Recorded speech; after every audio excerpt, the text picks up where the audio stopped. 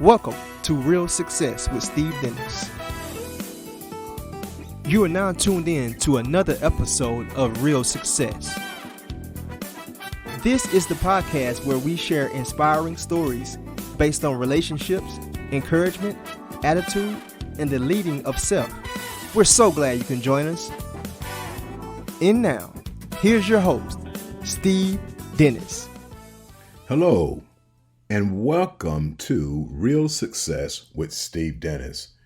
I am so excited that you joined me on this podcast. And today, as I've shared with you before, that what I've done with the title of this podcast is taken the word real and using the word real as an acronym. So the R stands for relationship, the E, encouragement, the A, your attitude, and of course the L, your leadership. And so today I'm excited. I want to share with you a teaching on the L, okay, on leadership. And so the title for this episode is very simply The Making of a Leader.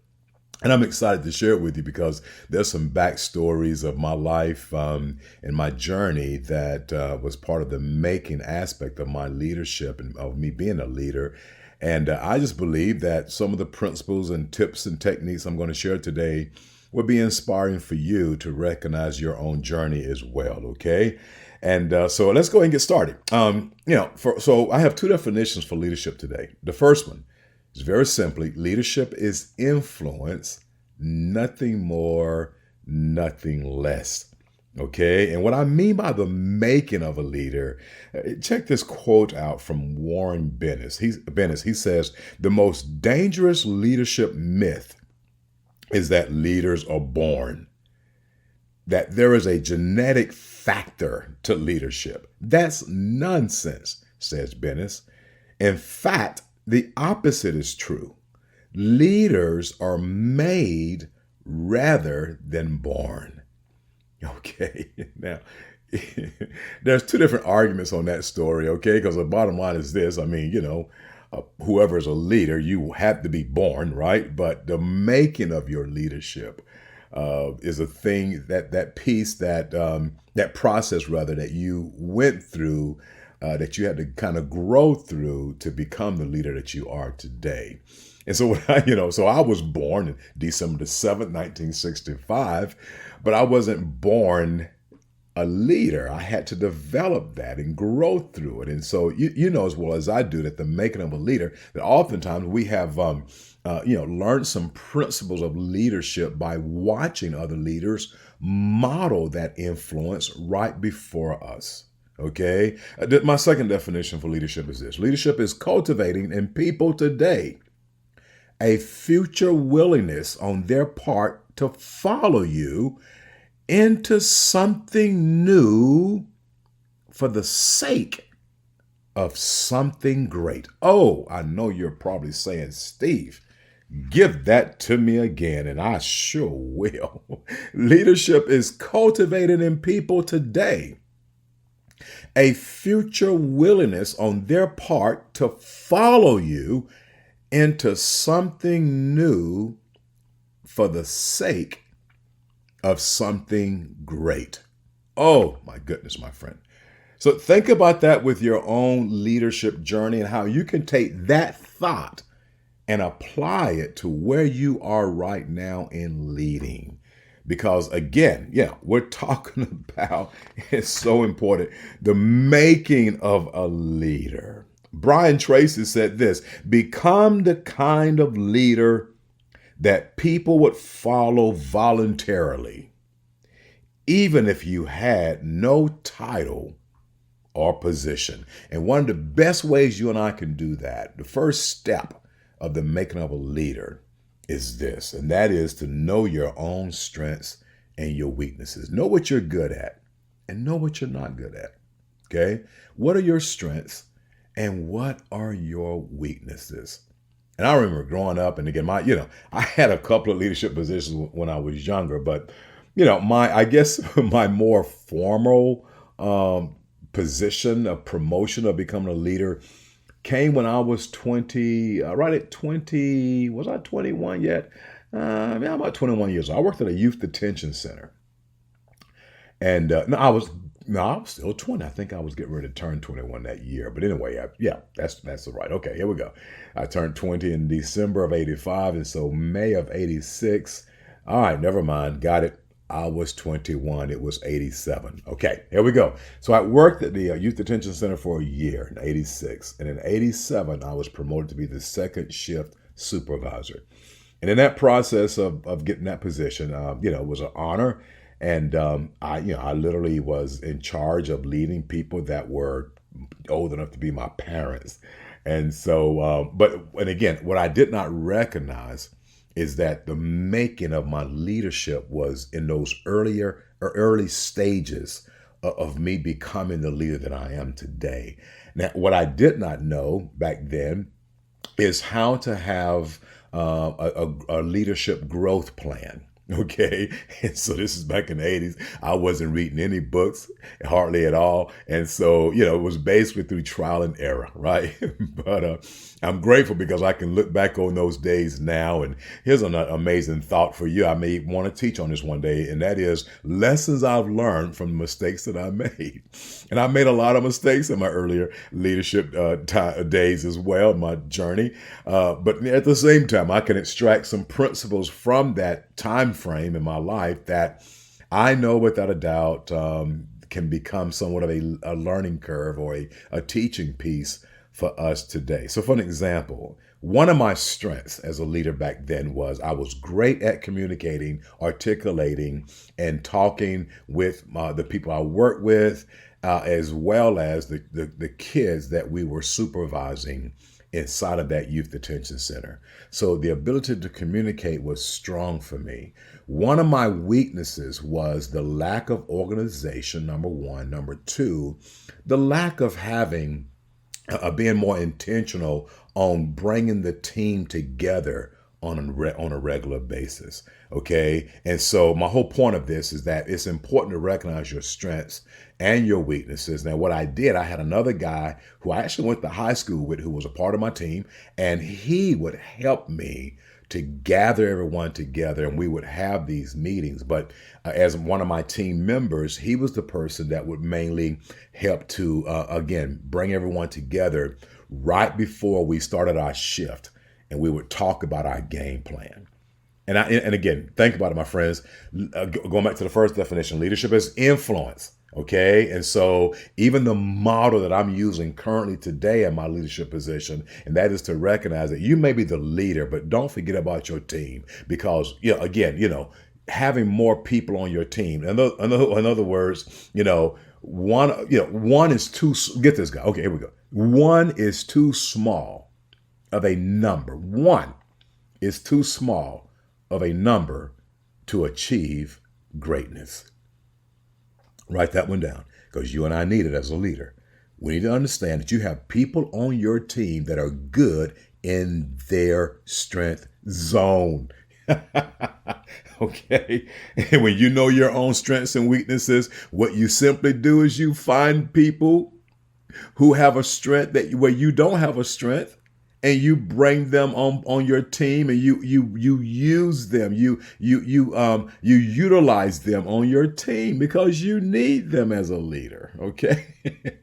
And that was a lesson I did not understand back then. I kind of did it, again, it kind of happened accidentally. But we're taught, I just had a new thought. Intentional leadership. Okay. We'll come back to that one later. But how can I be more intentional in my leadership? Okay. Les McCoy said this: all good leaders possess a heightened sense of awareness, an ability to read situations in which they find themselves and act accordingly. Great leaders take this one step further. They're not only aware, get this, but they're also self-aware. Oh, I love that. So point 2 would be to hold yourself accountable. Be aware of where you are as a leader. Another teaching piece, another thought on this particular point would be very simply reflect on your past leadership lessons. What would happen if you and I took the time to reflect not only on our past leadership lessons, but on top of that, what about the leadership lessons of others? I have another story for you. There's a gentleman, and I've shared this before on another podcast, and I've shared it before in another teaching setting. There's a gentleman that I have not yet gotten a chance to connect with to give him a humongous thank you. And I need to real bad. He's older now, and I really need to find a way of contacting him to tell him thank you, because this leader did something for me in 1985 that literally changed the course of my life. And I never got a chance to really tell him thank you. Not that I'm aware of. And again, I want to give him that thank you now, because over the past couple of years, I've been teaching about him and how this particular leadership decision that he made radically, again, it changed my life. Time out for a moment, my friends that are listening to me on leadership. Guess what? Think about that thought for a moment. How your next leadership decision, your next leadership choice could literally change the direction and the destiny of someone else's life. Please grab that. Please embrace that. Please know that who you are and how you're made as a leader could really, listen, the exciting thing about your leadership, and again, if you're a parent or a grandparent, an aunt or an uncle, you are a leader. Leadership is influence, nothing more, nothing less. But do get this, some of the greatest impacts that you can make as a leader is to have people to follow you to something great. But on top of that, to leave a mark in their lives that can never be erased. And that's what this particular leader did for me. Okay, so you're right. You're probably saying, okay, Steve, let's get to it. Well, what's the story? Who is that leader? Let me introduce him to you. You know the story. My father was 61 years old when I was born. By the time I was 15 years old, he had Alzheimer's. I quit playing football in order to work and to help out around the house. And my father actually died 4 years later. And again, it wound up being on a Tuesday, and graduation from high school was that Saturday. Well, that day, I'll never forget it as long as I live. I came home from work and I got a phone call from my family that my father wasn't doing well. And so got there, sure enough, we could tell that he was in that final stage before he breathed his last breath. And I was there by his bedside when he breathed his last breath. I was upset. I was angry. The thoughts were just rolling around in my mind. What do I do now? I have a test tomorrow in school. And that test, because the good news, my GPA was pretty decent. Okay. But I had to take that test. If I would have missed that test, automatically there's no graduating from high school. Well, I had said I quit. And about 30 minutes after my father had passed, I was outside. I said, I'm done. I quit. I'm not going to school tomorrow. That thought in my mind about trying to go to school with my father's death was not connecting. So I'd already made my mind up completely. I'm done. Not going to school. I'll quit and forget about graduation. It doesn't mean anything to me now. And Mr. Robert Lee was our assistant principal. And Mr. Lee was about 6'3", 280 pounds, if I had to guess at it. Big man. I think in his previous life, he was a bouncer. He played football as well. Mr. Lee came to my house, African-American man. He came to my house. And to this day, That was back in the 80s. And so this is before GPS. I didn't know he knew how to get to my neighborhood, but he came to my house, offered his condolences. And he said to me, Dennis, I know I'll see you tomorrow. I said, no, Mr. Lee. I'm not coming to school tomorrow. I quit. I'm done. I mean, I was talking bad to this big man. And he said, oh yeah, you'll be there. I said, no, sir. I'm done. I'm gonna go ahead and withdraw from school. He said, Dennis, your father just died. He said, what would he have wanted? He said, I believe your father would have wanted you to be in school tomorrow. So Dennis, again, I will see you tomorrow. And if I don't see you tomorrow, I will be at your house and I will bring you to school myself. Oh my goodness, my friend, guess what? That next day, I was at school. I went to school, took the test. That Saturday, I graduated, walked the stage.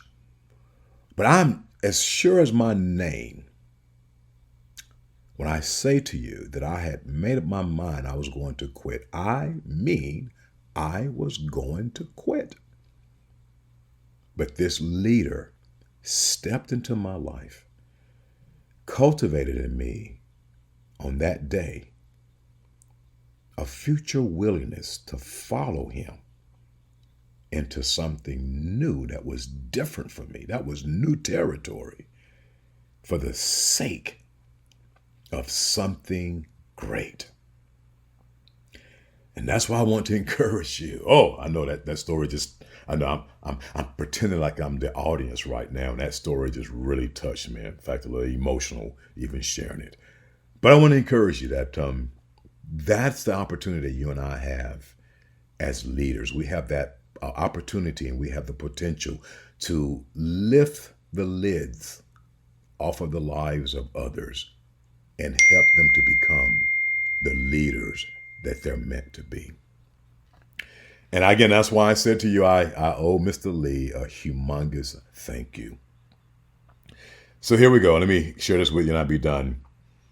Reverend Theodore Hasberg said this: the very essence of leadership is that you have to have a vision. It's got to be a vision that you articulate clearly and forcefully on every occasion, especially in your personal life as well as in the lives of those that you lead.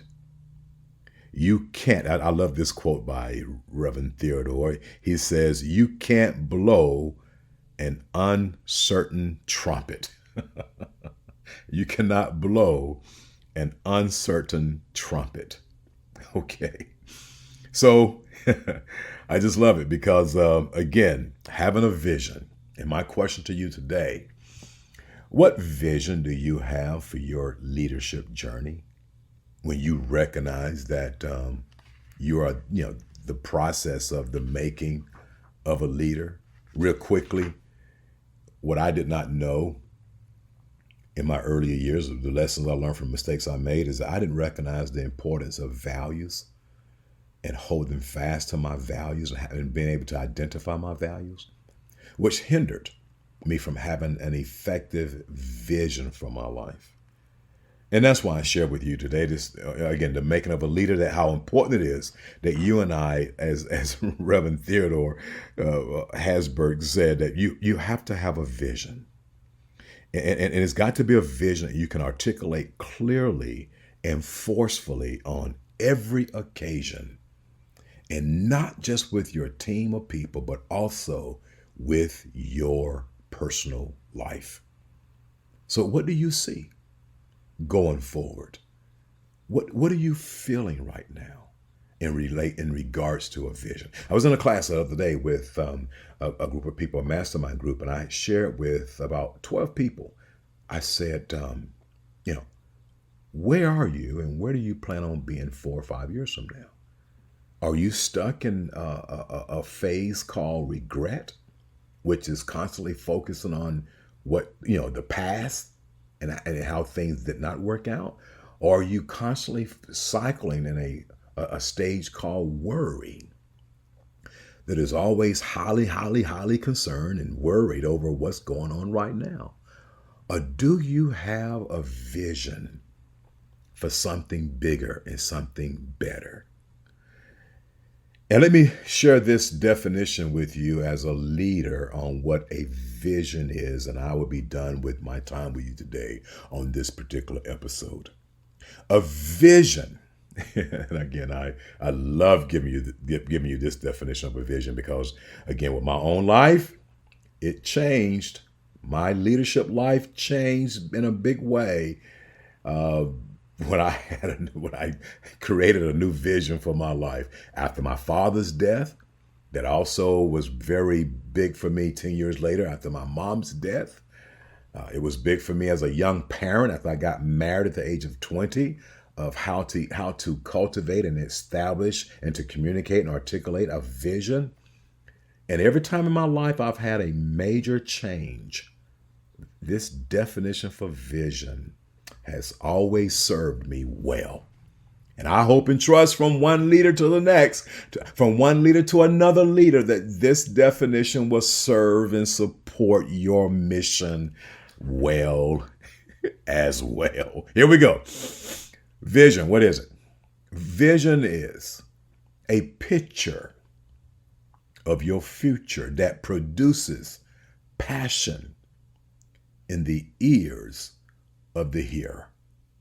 One more time. A vision is a picture of the future that produces passion in the ears of the listener. One more time. I'm tempted to make a song out of it. A vision is a picture that produces passion in the ears of the listener. And my friend, as you continue to lead, make application of that definition of vision. And know without a doubt, yeah, leaders are born, but ultimately, today we're talking about the making of a leader. And I want to just encourage you and to admonish you to celebrate this reality.